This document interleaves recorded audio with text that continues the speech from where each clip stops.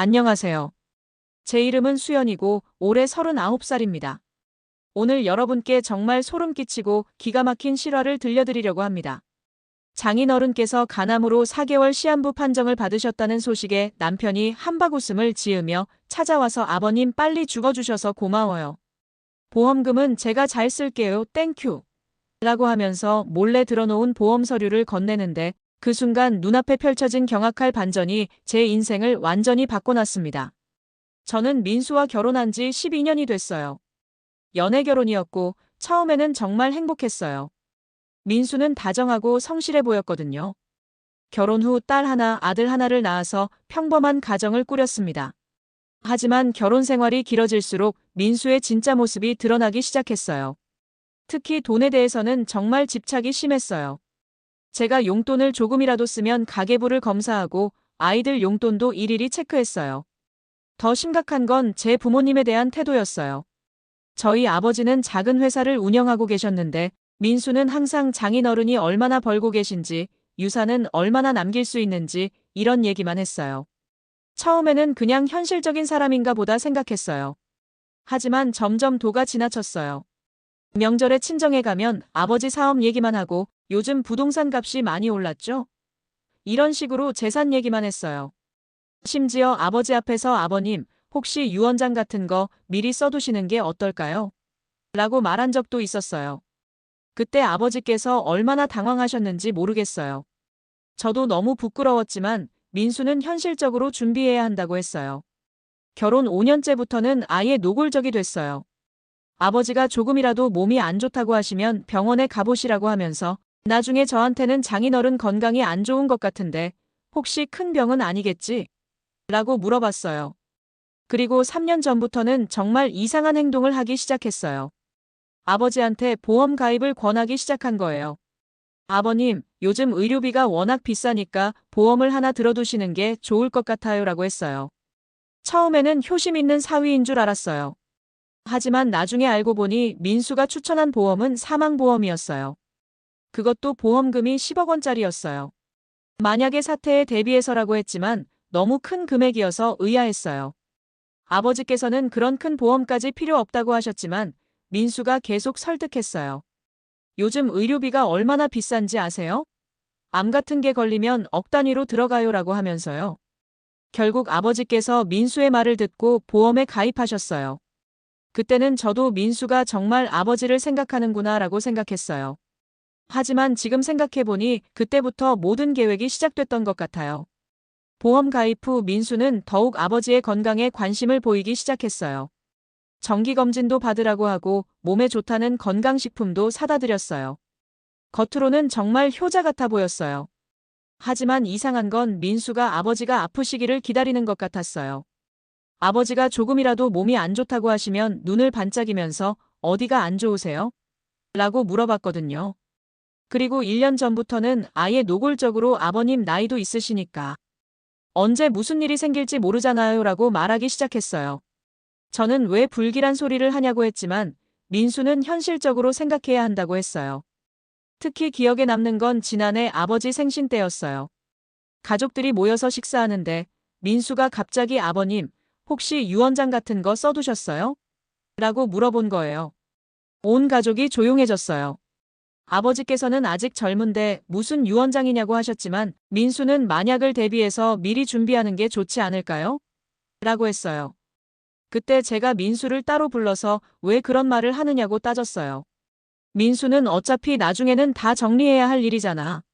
미리 준비하는 게 좋다고라고 했어요. 그 말투가 너무 차갑더라고요. 그런데 정말 끔찍한 일이 일어났어요. 한 달 전에 아버지께서 간암 진단을 받으신 거예요. 그것도 사기 말기였어요. 의사는 길어야 4개월이라고 했어요. 온 가족이 충격에 빠졌어요. 저는 너무 슬퍼서 며칠 동안 밥도 못 먹었어요. 아버지께서 평생 건강하셨는데 갑자기 말기 암이라니 믿을 수가 없었거든요. 어머니도 충격으로 쓰러질 뻔하셨고요. 그런데 민수의 반응이 이상했어요. 처음에는 놀라는 척하더니 나중에는 아무렇지도 않은 표정이었어요. 심지어 그래도 이제 고생 안 하고 편히 가실 수 있겠네요 라는 말까지 했어요. 저는 무슨 소리냐고 화를 냈지만 민수는 어차피 치료도 안 되는데 괜히 고생만 시키는 게 낫지 않냐고 했어요. 정말 이해할 수 없는 말이었어요. 그리고 일주일 전에 정말 충격적인 일이 벌어졌어요. 아버지 병원에서 돌아온 민수가 갑자기 한박웃음을 지으면서 저에게 다가오는 거예요. 지금까지 본 적 없는 밝은 표정이었어요. 수연아, 좋은 소식이 있어. 민수가 신나게 말했어요. 저는 혹시 아버지 상태가 좋아지셨어? 라고 물어봤어요. 하지만 민수의 대답은 정말 충격적이었어요. 아니야, 더 좋은 소식이야. 민수는 여전히 웃고 있었어요. 의사가 4개월도 안 될 것 같다고 하더라고. 생각보다 빨리 끝날 것 같아. 저는 귀를 의심했어요. 무슨 소리야? 아버지가 빨리 돌아가신다는 게 좋은 소식이야? 민수는 당연하지. 아버님도 고생 안 하고 우리도 빨리 정리할 수 있잖아. 라고 했어요. 그리고 민수는 더욱 충격적인 말을 했어요. 아버님 빨리 죽어주셔서 고마워요. 보험금은 제가 잘 쓸게요. 땡큐. 정말 악마 같은 소리였어요. 제가 미쳤어?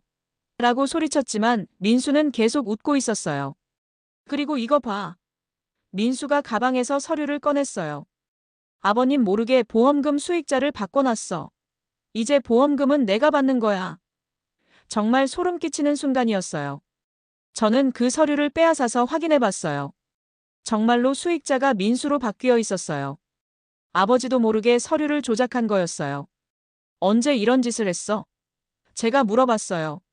몇 달 전에 아버님 인감도장 몰래 가져와서 했지. 민수가 자랑스럽게 말했어요. 아버님이 치매기가 있으시다고 해서 법적으로도 문제 없어. 완전 범죄야. 저는 정말 화가 나서 당장 원래대로 돌려놔. 라고 소리쳤어요. 하지만 민수는 절대 안 돼. 내가 그동안 장인어른 모시느라 얼마나 힘들었는데. 이제 보상받을 때야. 라고 했어요. 그리고 너도 알잖아. 아버님 회사도 빚이 많고 집도 담보대출 있고 유산이라고 해봤자 얼마 없어. 하지만 보험금은 10억 원이야. 세금도 안 내고.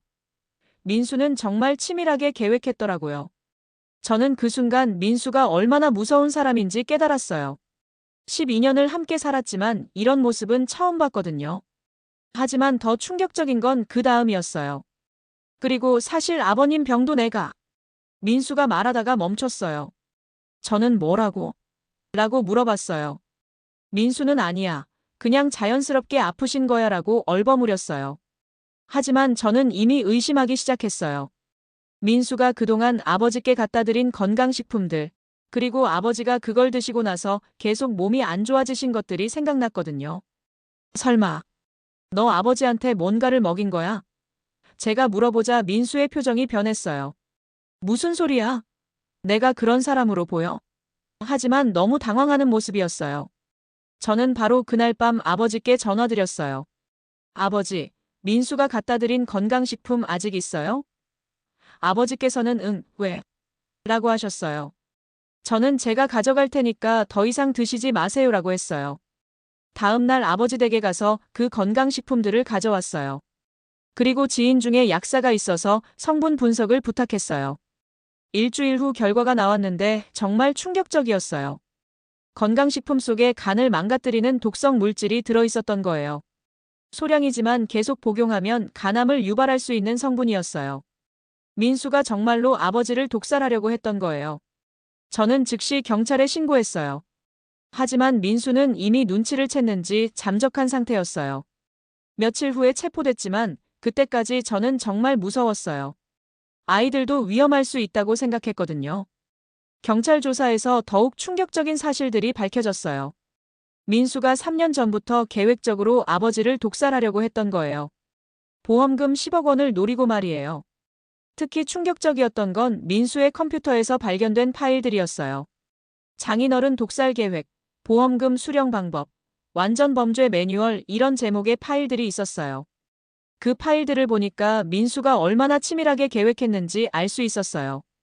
독성 물질을 어디서 구할 것인지, 어떻게 건강식품에 섞을 것인지, 보험금을 어떻게 받을 것인지까지 다 적혀 있었어요. 더 무서운 건 저와 아이들에 대한 계획도 있었던 거예요. 아내와 아이들도 나중에 정리 이런 내용까지 있었어요. 정말 소름 끼쳤어요. 만약 아버지 일이 성공했다면 저희도 위험했을 거예요. 재판에서 민수는 모든 걸 부인했어요. 나는 장인어른을 사랑했다. 건강식품에 독이 들어있는 줄 몰랐다. 이런 식으로 변명했어요. 하지만 증거가 너무 명확했어요. 특히 결정적인 증거는 민수가 독성 물질을 구매한 기록이었어요. 인터넷으로 해외에서 주문했는데 배송 주소가 민수 이름으로 되어 있었거든요. 그리고 결제도 민수 카드로 했고요. 또 다른 증거는 민수의 휴대폰 검색 기록이었어요. 간암을 유발하는 물질, 독살하는 방법, 보험금 사기 방법 이런 것들을 수없이 검색했더라고요. 결국 민수는 살인 미수와 보험 사기 혐의로 징역 15년을 선고받았어요. 처음에는 무기징역을 구형했지만 실제로 살인이 성공하지는 않았다는 점에서 형량이 조금 줄었어요. 하지만 정말 다행인 건 아버지께서 빨리 치료를 받으실 수 있었다는 거예요. 독성 물질 복용을 중단하고 적극적으로 치료받으신 결과 암세포가 많이 줄어들었어요.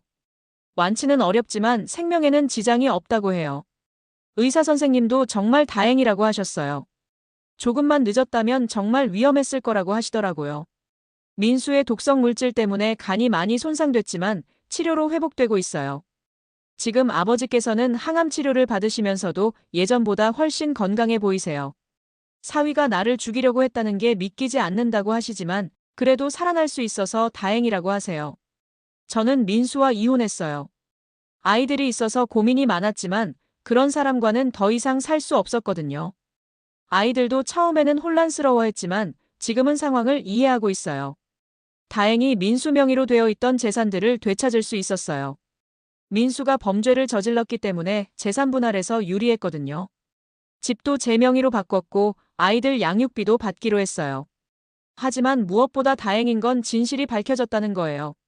만약 제가 그날 의심하지 않았다면 아버지는 정말 돌아가셨을 거고 민수는 10억 원을 받아서 유유히 살았을 거예요. 지금도 생각해보면 정말 무서워요. 12년 동안 함께 산 남편이 그런 계획을 세우고 있었다니. 그것도 제 아버지를 독살해서 보험금을 타려고 했다니. 정말 믿기지 않아요. 민수는 감옥에서 편지를 보내기도 해요. 미안하다, 마음이 변했다 이런 내용들이에요. 하지만 저는 읽지도 않고 바로 버려요. 용서할 수 없거든요. 아이들에게는 아빠가 잘못된 일을 해서 멀리 가 있다고 설명했어요. 자세한 내용은 아이들이 더 클 때 얘기해 줄 생각이에요. 지금은 너무 어려서 이해하기 힘들 것 같아요. 최근에는 같은 피해를 당한 사람들을 돕는 활동을 하고 있어요. 보험금을 노린 범죄가 생각보다 많다는 걸 알게 됐거든요. 제 경험을 바탕으로 다른 사람들에게 도움을 주고 있어요. 특히 가족이 갑자기 보험을 권한다면 의심해보라고 조언해요. 그리고 건강식품을 갖다 주는 사람도 조심하라고 해요. 저처럼 당하지 않았으면 좋겠거든요. 지금은 아버지와 어머니, 그리고 아이들과 함께 평범하게 살고 있어요. 민수 없이도 충분히 행복해요. 오히려 그런 사람이 없어서 더 마음이 편해졌어요. 아버지께서도 이번 일로 인생을 다시 생각하게 됐다고 하세요. 남은 시간을 가족과 함께 의미 있게 보내겠다고 하시면서 더욱 건강관리를 열심히 하고 계세요. 가끔은 내가 좀 더 일찍 눈치챘으면이라는 생각이 들기도 해요. 하지만 그래도 큰일이 일어나기 전에 막을 수 있어서 다행이라고 생각해요. 여러분도 주변에 이상한 사람이 있으면 조심하세요. 특히 갑자기 보험을 권하거나 건강식품을 갖다 주는 사람들 말이에요. 가족이라고 해서 다 믿을 수 있는 건 아니에요. 그리고 뭔가 의심스러우면 그냥 넘어가지 마세요. 제가 그날 밤 민수의 말을 그냥 넘어갔다면 아버지는 정말 위험했을 거예요. 작은 의심이라도 중요하게 생각해야 해요. 긴 이야기 들어주셔서 정말 감사합니다. 이런 끔찍한 일이 더 이상 일어나지 않기를 바라면서 여러분 모두 건강하고 행복하게 사시길 바라요. 오늘의 사연이 공감되셨다면 구독과 좋아요를 눌러주세요.